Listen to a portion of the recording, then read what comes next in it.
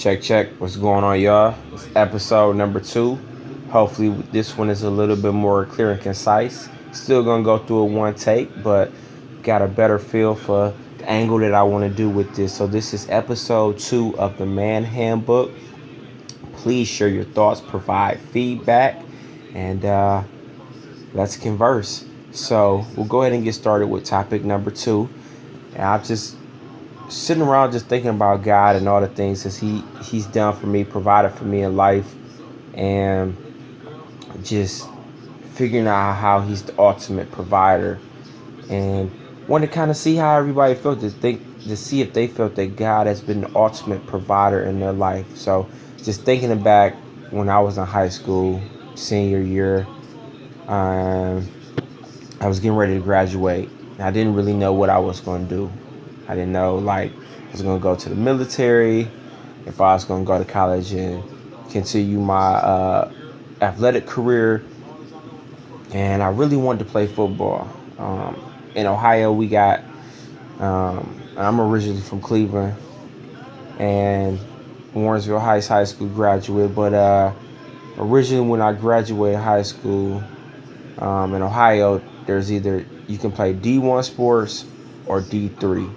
There was very few and far in between D2 schools, and I felt I was too good for Division III athletics, but not quite good enough for Division I athletics. So I wanted to play Division II football real bad.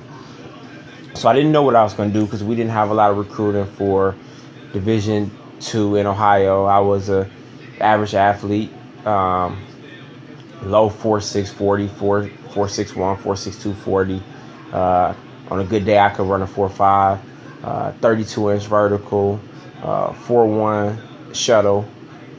So I was an averagely good athlete, played wide receiver and corner.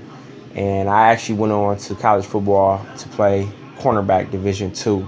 But when I was in high school, I wasn't sure what I was going to do. I had Marine recruiters come over, Navy recruiters, Army recruiters, so on and so forth. I sent out a couple of films off to a couple colleges and kind of didn't really know where I was going to go.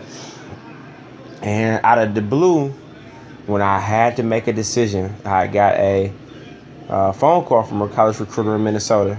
He had called me and said, "Hey, we watched your tape. We're interested in having you come to our school, play defensive back. I'm going to send you an admissions application. It's going to be stamped with football on the top of it, and go ahead and send it back." I'm like, cool. Go ahead and send it back. Apply for FAFSA, and left early that summer. Left in like July to go to a multicultural program. It was like a program they had where multicultural students, first year students, would come in and they would meet, mingle, learn about the school, and learn about college life. So I left early and I went out to Minnesota. And at that time, I didn't really necessarily know how I was going to pay for school. I ended up getting a scholarship. They gave me a scholarship from the university. I was really smart, so I got academics. So got academic scholarship to substitute so that I could play football there, and also financial aid and whatever's covered the rest. But I didn't know all of this before I went to school. So when I got to the campus, I knew I had partial scholarship for my academics, and financial aid covered some, but there was some still out there. And so in this academic program, or this multicultural program that I had went to, that I started school early, I learned about a Native American college waiver. So I'm part Native American. So I found out about it, and then I got my dad send his birth certificate and some information, and they end up giving me a Native American waiver. So that covered the other part of anything that I had to pay. So for my first couple years of school, I went to school absolutely free. I mean, God was the ultimate provider. Like, I just went on a whim. I didn't even think about it. I just knew it was going to get done. I didn't know how. I didn't really care. A lot that I've learned in life is when you're younger, you don't really think about as much as things as you do when you get older, and how you have fears and scares, and you just so unsure about the future.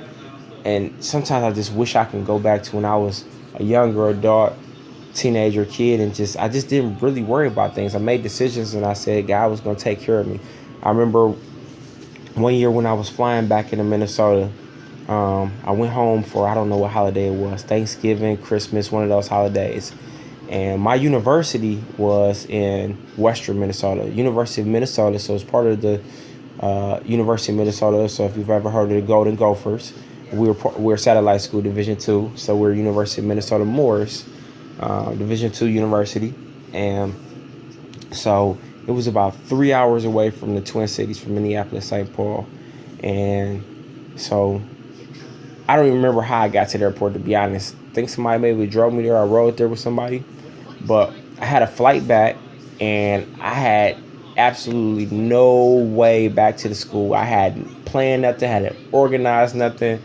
I don't even know if my mom had asked me, like, do you got a way back to school? And so I get on the airplane, right? And I'm flying. I still don't have a way back to school. I'm not even considering, I'm not thinking about it, not even realizing in my head at 18, 19 years old that I got to get somewhere 3 hours away with a luggage and a book bag and some other stuff. I didn't know how I was getting back to school.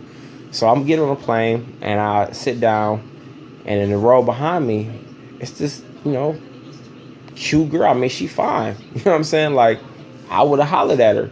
So I'm just sitting there, and out of the blue, she tapped me on my shoulder and say, "Hey, you want a piece of gum?" I'm like, "Sure." She give me a piece of gum. We start a conversation, so on and so forth. Ended up finding out that she lived in South Dakota, and she had to go through my way to get to South Dakota. So I'm flying on the plane from Cleveland, Ohio.